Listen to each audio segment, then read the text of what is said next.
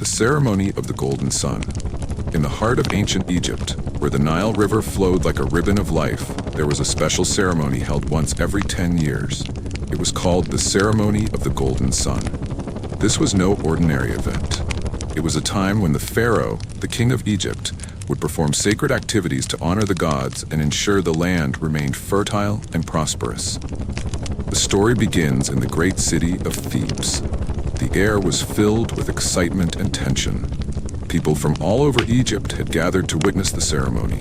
The streets were decorated with colorful banners, and the smell of incense filled the air. The pharaoh, a wise and powerful ruler named Amenhotep, was preparing for the most important moment of his reign.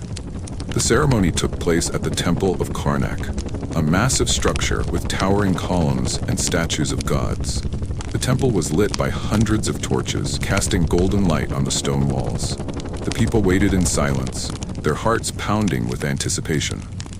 Amenhotep stood at the center of the temple, dressed in a robe of pure white linen, adorned with gold and jewels. In his hands he held the sacred crook and flail, symbols of his authority. Beside him stood the high priest, an old man with a long white beard, who would guide the pharaoh through the ritual. The ceremony began with the sound of drums and the chanting of priests. The high priest raised his arms and called upon the gods. O Ra, god of the sun, bless this land with your light. O Osiris, god of the afterlife, protect our people. O Isis, goddess of magic, grant us your wisdom. Amenhotep stepped forward and poured a golden cup of water into a sacred bowl. The water symbolized the Nile, the lifeblood of Egypt. Then he lit a fire in a large bronze brazier, representing the sun god Ra. The flames rose high and the crowd gasped in awe. But just as the ceremony reached its peak, something unexpected happened. The sky darkened and a cold wind swept through the temple. The torches flickered and the people grew uneasy. The high priest looked worried.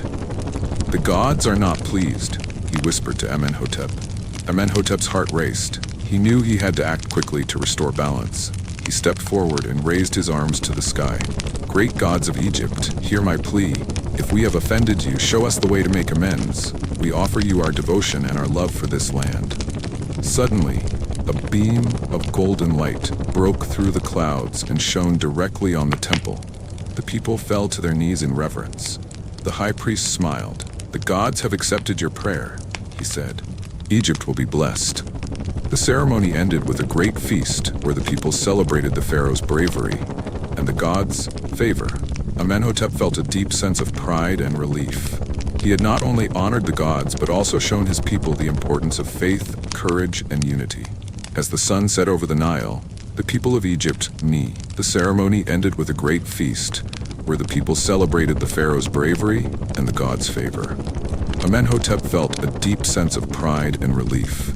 He had not only honored the gods, but also shown his people the importance of faith, courage, and unity. As the sun set over the Nile, the people of Egypt knew that their land would continue to thrive, thanks to the wisdom of their pharaoh and the blessings of the gods. And so, the ceremony of the golden sun became a legend passed down through generations, reminding everyone of the power of belief and the strength of their ancient culture.